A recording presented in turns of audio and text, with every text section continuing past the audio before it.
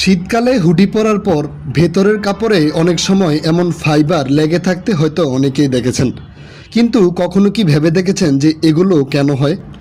এই সমস্যাটি হয় মূলত ফাইবার মাইগ্রেশনের কারণে। আজকের এই ভিডিওতে আপনাদেরকে ফ্লিস ফেব্রিকের ফাইবার মাইগ্রেশনের কনসেপ্টটি ক্লিয়ার করার চেষ্টা করব। এখানে খেয়াল করুন, ব্ল্যাক কালার ফেব্রিকটি একটি হোয়াইট কালার ফ্লিস ফেব্রিকের সাথে ঘর্ষণ করা মাত্রই ফেব্রিকের গায়ে অনেকগুলো ফাইবার লেগে যায়।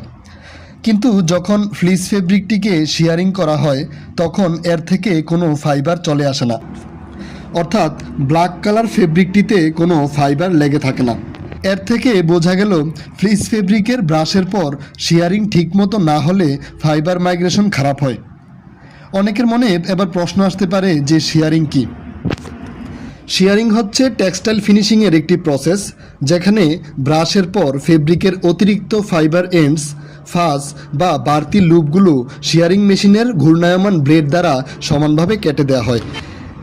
এবার আসি ঠিক কী কারণে ফ্লিস ফেব্রিকে এই ফাইবার মাইগ্রেশন খারাপ হতে পারে।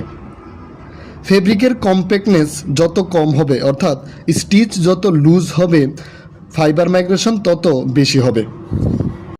ফ্লিস ফেব্রিকের লুপে সাধারণত সিভিসি বা পিসি সুতা ইউজ করা হয়, আর এই লুপের সুতার মধ্যে কটনের পরিমাণ যত বেশি হবে ফাইবার মাইগ্রেশন তত বেশি হবে, অর্থাৎ পলিস্টারের পরিমাণ যত বেশি হতে থাকবে ফাইবার মাইগ্রেশন ততই কম হতে থাকবে। ব্রাশ করার পর শিয়ারিং ভালোভাবে কমপ্লিট না হলে ফাইবার মাইগ্রেশন খারাপ হবে। ক্রস টেরি বা ফ্লিস ফেব্রিকে ফাইবার মাইগ্রেশন বেবি ফ্লিস ফেব্রিকের অপেক্ষা তুলনামূলকভাবে বেশি হবে।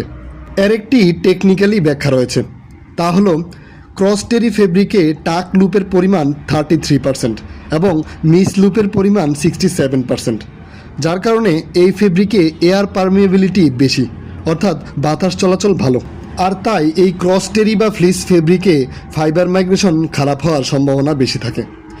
অন্যদিকে বেবি ফ্লিসের ক্ষেত্রে দেখা যায় 50% টাক লুপ থাকে এবং 50% মিস লুপ থাকে, এবং এতে এয়ার পারমিয়েবিলিটি বা বাতাস চলাচল কম হয়।